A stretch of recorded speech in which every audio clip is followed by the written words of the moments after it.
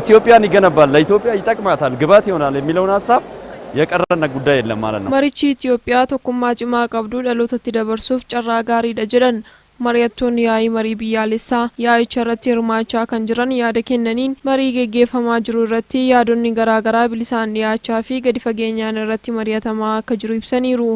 Marii kana keessatti hirmaataan hundi yaada isaa bilisaan dhiyeessaa jiraachuu heeruun kunis rakkoolee Itoophiyaa keessaa yeroo dheeraaf turan sadarkaan furuuf kan dandeessu ta'uu dubbatanii akkasumas marii biyyaalessaa waliigaltee uumuun Itoophiyaa tokkummaa cimaa qabdu dhaloota dhufuuf dabarsuuf carraa gaarii ta'uu ibsaniiru. Dabalataanis marichi qaamolee hawaasaa hunda kan hirmaachisu akkasumas garaagarummaa fi heddumina yaadaa kan calaqqisiisu ta'uu heeruun marii kana irratti yaadonni Itoophiyaa gara sadarkaa fooyya'aatti ceessuu danda'an dhiyaachaa jiraachuu ibsaniiru.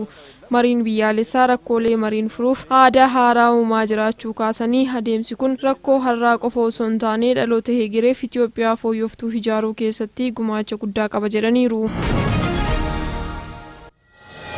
Biiroon nageenyaa fi tasgabbii naannoo Amaaraa naannoowwan daangaa irratti hojimaata walgargaarsaa bu'uuraa gochuun hojjechaa jira. Bulchiinsa sablammii Oromoo dabalatee aanaalee daangaa naannoo Affaarii fi Amaaraa gidduutti waltajjiin marii waloo nageenyaa fi haala yeroo irratti xiyyeeffate gaggeeffameera. Waltajjicha irratti akka ibsametti hawaasni naannawaa kanaa qabeenya beelladaa, albuudaa fi aadaa isaanii waliin fayyadamuudhaan walitti dhufeenya hawaasummaa isaanii cimsaa gara waliin fayyadamummaa diinagdeetti ce'aniiru jedhaniiru.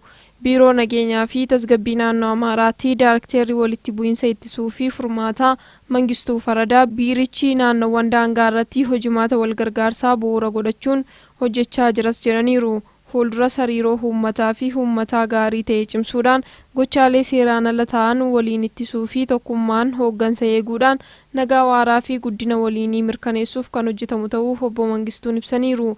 Waltajjii kana irratti hooggantoonni, ogeeyyiinii fi qooda fudhattoonni hirmaataniiru. Godina Goojjam Kaabaatti bu'uuraaleen misoomaa fayyadamummaa uummataa mirkaneessan ijaaramaa jiru. Gaggeessitoonni olaanoo federaalaa fi naannoo bulchiinsa magaalaa Maraawii godina Goojjam Kaabaatti argamuun ijaarsa mana barumsaa daa'immaniif dhagaa bu'uuraa kaa'aniiru. Misooma koriidarii magaalichatti hojjetames eebbisiisaniiru. Itti gaafatamaan ijaarsa aadaa dimokiraasii waajjira paartii badhaadhinaa damee naannoo Amaaraa Dr. Masfina Bajjee tajaajilli tola ooltummaa hawaasummaa fidiidhaan kennamu agarsiisa tokkummaa sabdaneessaa ta'uu fi hojii daangaa ce'uun kan hojjetamudha jedhaniiru. Deetaan ministeera qonnaa Profeesar Iyyaasuu Heeliyaas ministeerichi oomishtummaa qonnaa dabaluudhaan naannicha fayyadamaa gochuuf hojjechaa turuu isaa dubbatanii dameewwan biroonis hawaasa naannichaa fayyadamaa gochuuf hojjechaa jira jedhaniiru. Ministeerichi baajata birrii miiliyoona 26 godina Goojjam Kaabaatti manneen barumsaa daa'immanii sadarkaa isaanii eeggatan ijaaruuf hojiin jalqabamuusaas dubbataniiru. Manneen barnootaa kunis magaalota Addeetii fi Maraawiitti kan ijaaraman ta'uus heeraniiru. Barattoota harka qalleeyyii 500 ta'aniifis deeggarsa meeshaalee barnootaa taasisaniiru. 26 ሚሊዮን ብር ነው ለአንዱ መዋዕለ ሕጻናት ግንባታ ከሙሉ መጫወቻ ከሙሉ ቁሳቁስ በጣም ብዘገይ በሁለት ወራት ውስጥ ግንባታው አልቆ ሙሉ ዕቃው ተሟልቶ Abbayii fi Galaanni Diimaan misooma hunda galeessa Itoophiyaa fi walitti hidhaminsa naannawaa mirkaneessuuf bu'uura jiran. Ministeerri bishaanii fi Inerjii Dr. Injiinar Habtaamuu Ittafaa dhimmi jiraachuu fi jiraachuu dhabuu uummata Itoophiyaa qaamolee bishaanii kanneen lamaan waliin walitti dhufeenya cimaa akka qabus dubbataniiru. Itoophiyaan Abbayii akka hin misoomsinee fi akka hin fayyadamneef humnoonni alaa karaa garaagaraatiin tattaaffii taasisuu kaasanii haaluma wal fakkaatuun Itoophiyaan Galaana Diimaa irraa akka fagaattu gochuun uummata Itoophiyaa gatii guddaa kaffalchiisaa turuu yaadachiisaniiru.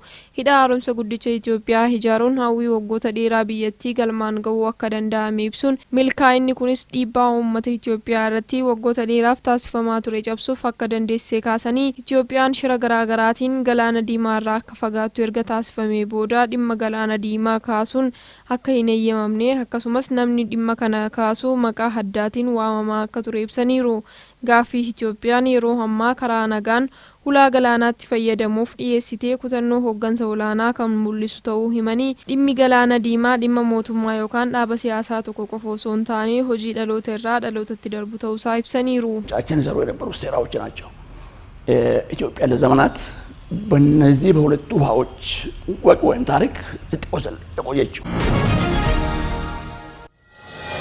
ዛሬ የምንኮተኩታቸው ታዳጊዎች ነገ የሀገራችንን ዲጂታል መሰረተ ልማቶች የሚጠብቁ የራሳችንን የሳይበር ደህንነት ሶፍትዌሮችና መፍትሄዎች የሚያለሙ እንዲሁም ኢትዮጵያን በዓለም አቀፍ የቴክኖሎጂ መድረክ በኩራት የሚያስጠሩ እንደሚሆኑ ባለሙሉ ተስፋ ነኝ። ኢትዮጵያatti haala nageenya saayibarii nageenya qabu ijaaruuf murteessaa kan ta'e hojiin humna namaa ga'umsa qabu misoomsuu cimee itti fufa jedhan Daarekteerri olaantuun bulchiinsa nageenya odeeffannoo biyyaalessaatti leenjiin kalaqa saayibarii waqtii gannaa marsaa 5ffaan eegalameera. Daarekteerri olaantuun bulchiinsa nageenya odeeffannoo biyyaalessaa Tigist Wayita kana leenjichi nageenyaa fi birmadummaa saayibarii biyyattii fi bu'uura kan kaa'u ta'uu ibsanii humna namaa ga'umsuu irratti hojjetamaa akka jiru heeranii ittisa saayibarii milkaa'ina qabuuf misooma guddattootaa irratti xiyyeeffatuuf xiyyeeffannoon kennamuus kaasaniiru.